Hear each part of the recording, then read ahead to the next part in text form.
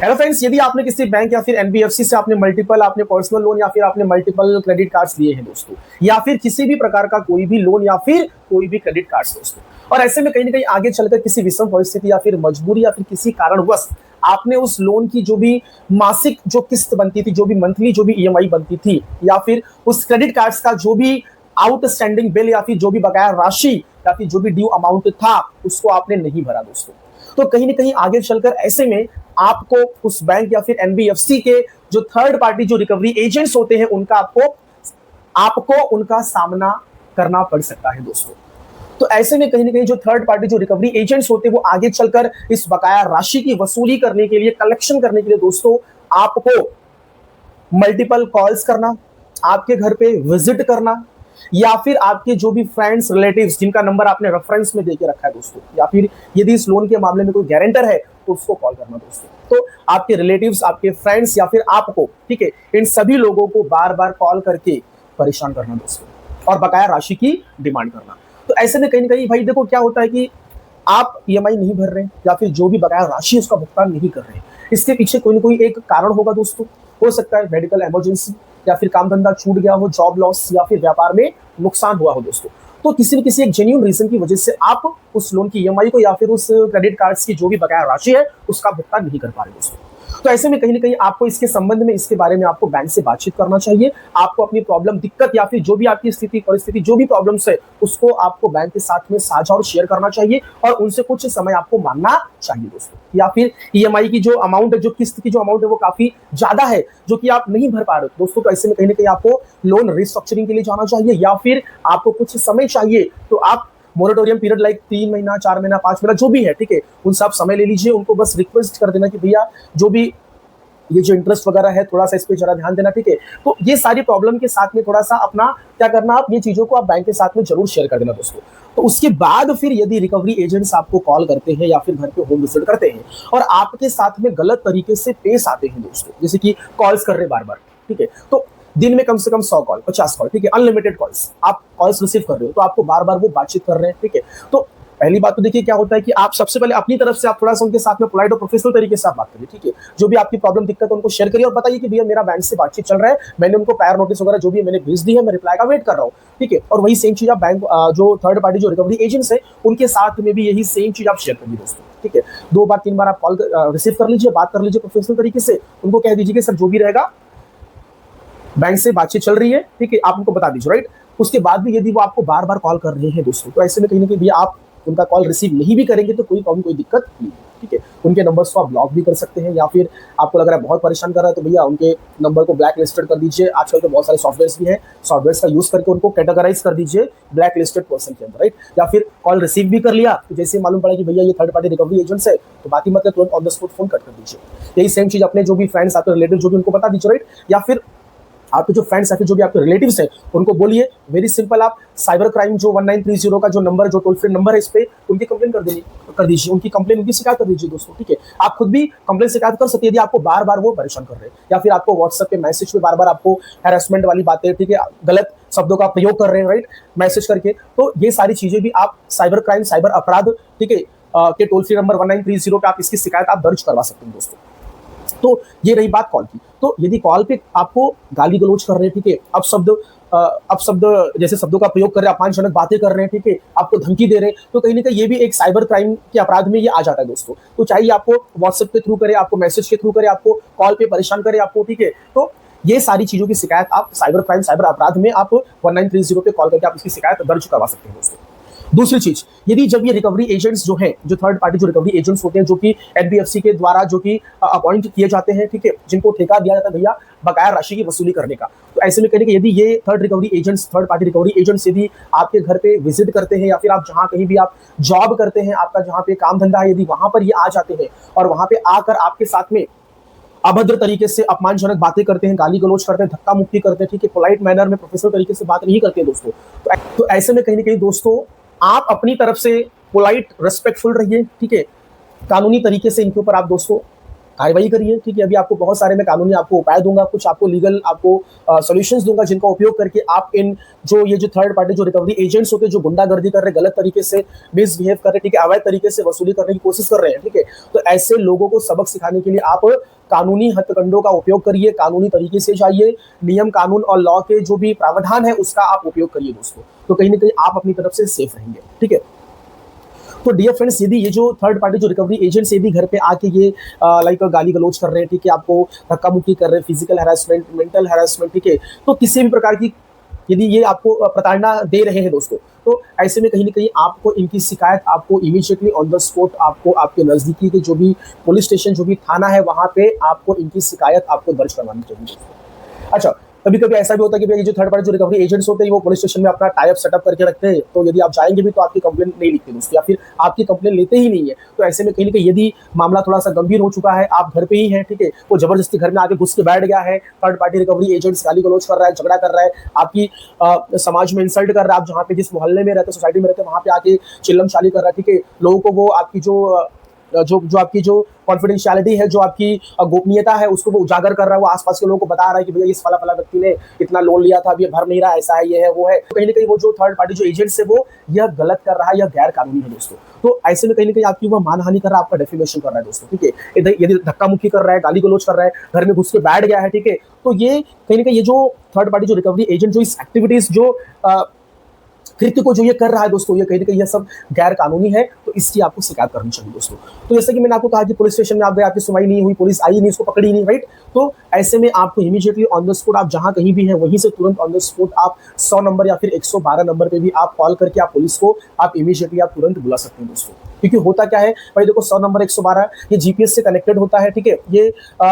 ये location detection इसमें system होता है, इसमें तुरंत इमीडिएटली इसमें आपको मदद और आपको हेल्प मिलती है दोस्तों। 10 से 15 मिनट के अंदर ही पुलिस या फिर जो भी उनकी टीम है वो तुरंत ऑन द स्पॉट लोकेशन पे पहुंच जाती है दोस्तों। जीपीएस सिस्टम होता है, तो इसमें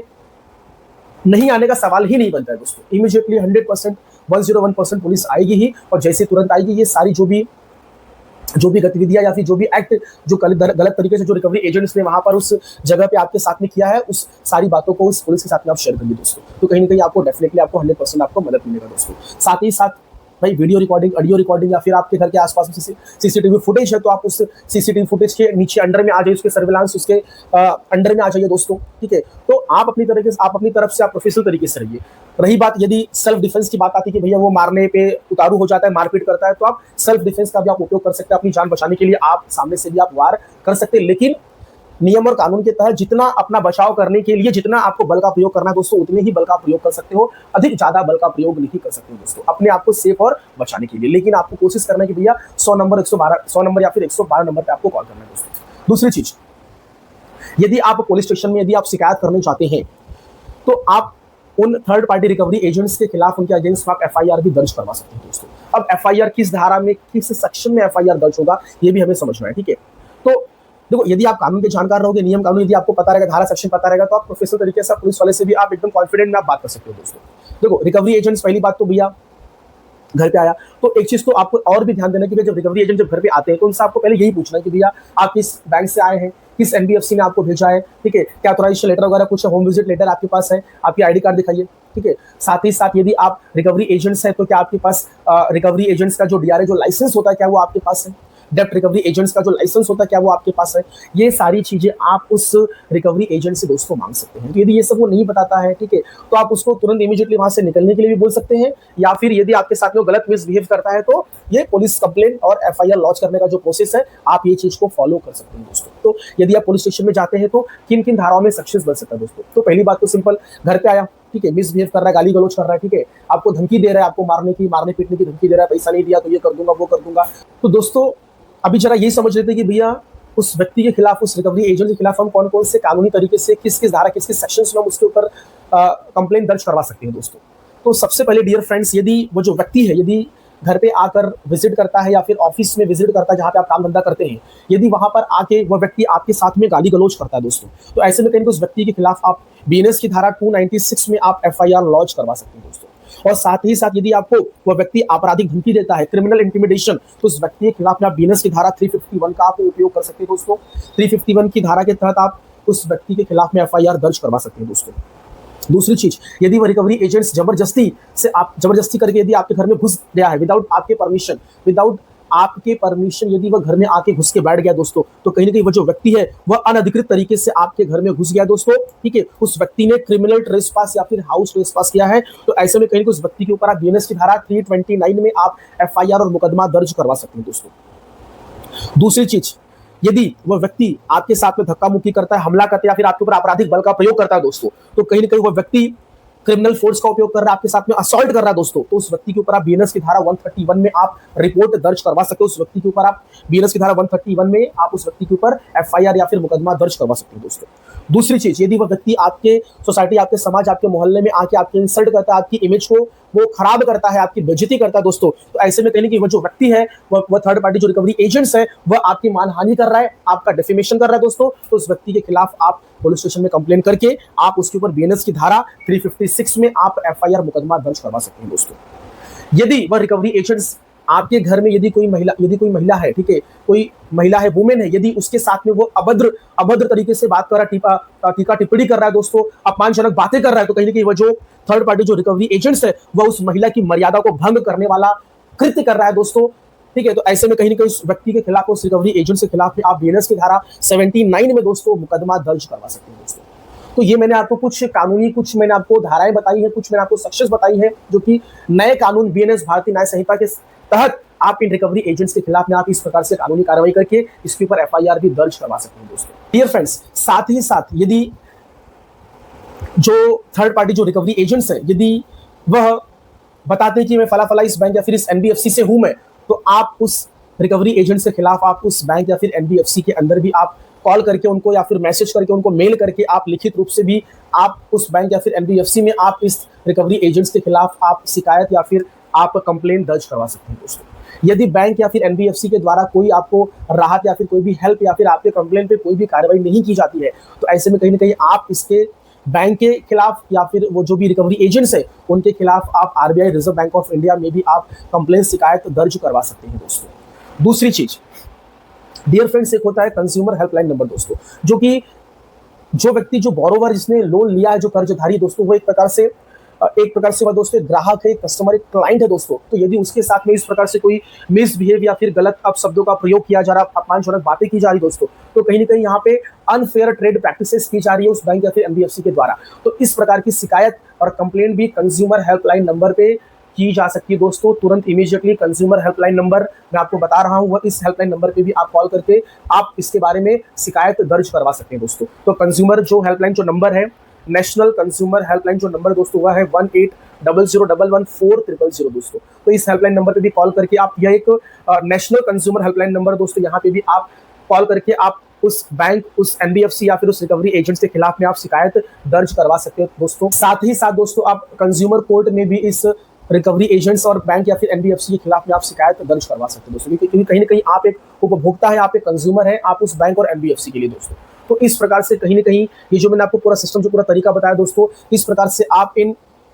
जो थर्ड पार्टी जो रिकवरी एजेंट्स होते हैं, जो गलत तरीके से आपके साथ में पेश आते हैं, गाली गलौज करते हैं, धक्का मुक्की करते हैं, घर में घुस जाते हैं, आपको मेंटल हैरेसमेंट, फिजिकल हैरेसमेंट, प्रताड़ना, आपके ऊपर प्रेशर बनाना, ठीक है, तो ये सबका सब कहीं ना कहीं एक तरीके से गैर कानूनी है, अनलॉफुल है दोस्तों, ठीक है। तो इसके खिलाफ में आपको एक्शन लेना चाहिए, आपको कार्रवाई करना चाहिए दोस्तों। तो क्या क्या इसके लीगल सॉल्यूशंस थे, क्या क्या कानूनी उपाय थे दोस्तों, ये सारी चीजें मैंने आपको इस वीडियो क्लास में आपके साथ में मैंने दोस्तों साझा और शेयर कर दी दोस्तों। तो डियर फ्रेंड्स, मेरा ये जो वीडियो यहीं पे समाप्त होता है। यदि आप लोगों को मेरा ये वीडियो पसंद आया हो, अच्छा लगा हो दोस्तों, तो मेरे इस वीडियो को आप अपने दोस्तों के साथ में शेयर करिए, मेरे इस वीडियो को लाइक करिए दोस्तों, और मेरे इस चैनल को यदि आप नए हैं तो प्लीज कृपया करके सब्सक्राइब कर दीजिए दोस्तों। थैंक यू सो मच, धन्यवाद।